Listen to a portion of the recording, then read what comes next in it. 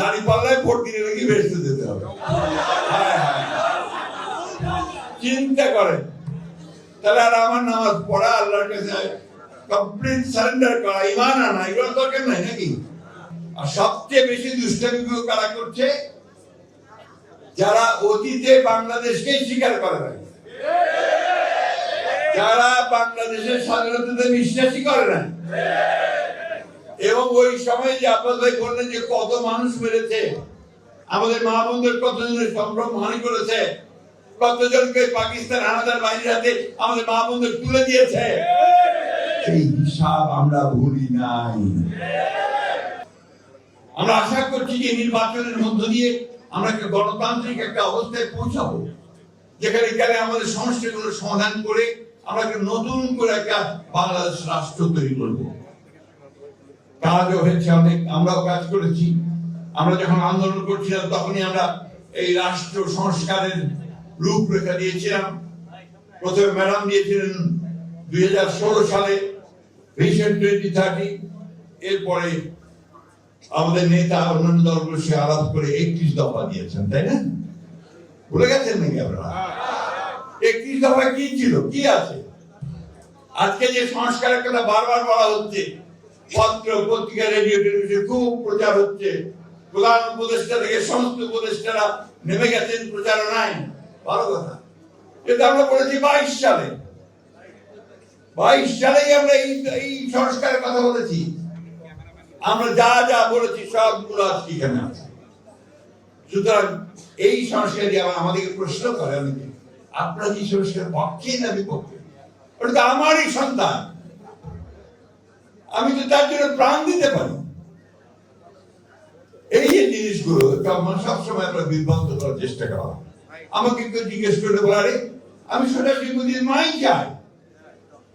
সুতরাং সংস্কার যেটুকু হয়েছে, যেখানে একমত হয়েছি সমস্ত রাজনৈতিক দলগুলো, অবশ্যই ছিলাম হ্যাঁ আছে, কিন্তু তোমরা কারসাজি করেছো, তোমরা কিছু বেইমানি করেছো। আমার বলতে কোনো দ্বিধা নেই, যেগুলো আমরা একমত হই নাই সেগুলো ঢুকিয়ে দিয়েছ। তারপরে আমরা কিন্তু মেনে নিয়েছি যে ঠিক আছে, দেশের বৃহত্তর স্বার্থে, জনগণের বৃহত্তর স্বার্থে আমাদের কাছে যেটা গ্রহণযোগ্য নয় সেটাও আমরা মেনে নিয়েছি। ঠিক আছে, পরে পার্লামেন্টে কি দেখা যাবে। আমি যে কথাটা বলতে চাই, আজকে একটা অর্কেস্ট্রার একটা প্রচারণা, পরিকল্পিতভাবে একটা প্রচারণা হচ্ছে বিএনপির বিরুদ্ধে। কারণ বিএনপিতে আমাদের সবচেয়ে বড় সমস্যা, কারণ নির্বাচন হলে বিএনপি ল্যান্ডস্লাইড বিক্রি পাবে, পাবে কিনা? কি আসতে কেন জোর নাই গলায়? তো এই ল্যান্ডস্লাইড বিক্রি বিএনপি পাবে, সেই কারণে শুরু। আর সবচেয়ে বেশি দুষ্টামিগুলো কারা করছে? যারা অতীতে বাংলাদেশকে স্বীকার করে না, যারা বাংলাদেশের স্বাধীনতাতে বিশ্বাসই করে না, এবং ওই সময় যে আব্বাস ভাই বললেন যে কত মানুষ মেরেছে, আমাদের মা বোনদের কতজনের সম্ভ্রম হানি করেছে, কতজনকে পাকিস্তান হানাদার বাহিনীর হাতে আমাদের মা বোনদের তুলে দিয়েছে, সেই হিসাব আমরা ভুলি নাই। তারপরেও আমরা মনে করি যে রাজনীতি করছে, রাজনীতি করেন সিধা রাস্তায় করেন, ধর্মকে ব্যবহার করে মানুষকে বিভ্রান্ত করে ভুল বুঝিয়ে দাড়ি পাল্লায় ভোট দিলে নাকি বেসতে যেতে হবে। চিন্তা করেন, তাহলে আর আমার নামাজ পড়া, আল্লাহর কাছে কমপ্লিট সারেন্ডার করা, ঈমান আনা, এগুলো দরকার নাই নাকি? আমাদের এখানে অনেকে আছেন, তারা ভালো বলতে পারবেন। বন্ধুগণ, এরা হচ্ছে এই মুনাফিকি করে, এরা এই মানুষকে ভুল বোঝায়, ভ্রান্তি বোঝায়, দিয়ে তারা এই সমস্ত করে বরাবর।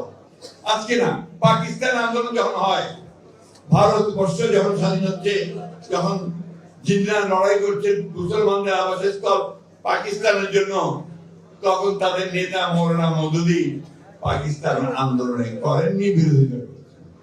আমি কথাটা বলতে না, আজকে বলতে বাধ্য হচ্ছি, কারণ তারা এই কথাগুলো আজকে ভিন্নভাবে বিএনপিকে মিথ্যা প্রচার করে। বাংলাদেশ স্বাধীনতা যুদ্ধ করেছে প্রতিটি মানুষ, তখন তার বিরুদ্ধে করেছে। ঠিক না? আজকে যখন বাংলাদেশের মানুষ উন্মুখ হয়ে আছে যে বাংলাদেশি জাতীয়তাবাদী রাজনীতি, তারেক রহমানের নতুন রাজনীতি, আধুনিক রাজনীতি যা বাংলাদেশকে পাল্টে দেবে তা গ্রহণ করবার জন্য উন্মুখ হয়ে আছে, তখন তারা আবার সেটাকে বিভ্রান্ত করার চেষ্টা করছে ধর্মের না। আমাদের কথা খুব পরিষ্কার, আমরা ধর্মে বিশ্বাস করি।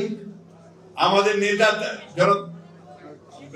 প্রেসিডেন্ট জিয়া রহমান সাহেব, তিনি প্রথম কোরআন শরীফে কথা বলেছেন সংবিধানে। তিনি প্রথম সংবিধানের মধ্যে বিসমিল্লাহির রহমানির রহিম দিয়েছেন। তিনি প্রথম আল্লাহর উপর অবিচল আস্থা বিশ্বাসের কথা বলেছেন, ঠিক না? এবং আমরা সব সময় সেইভাবে এই দেশে কাজ করেছি।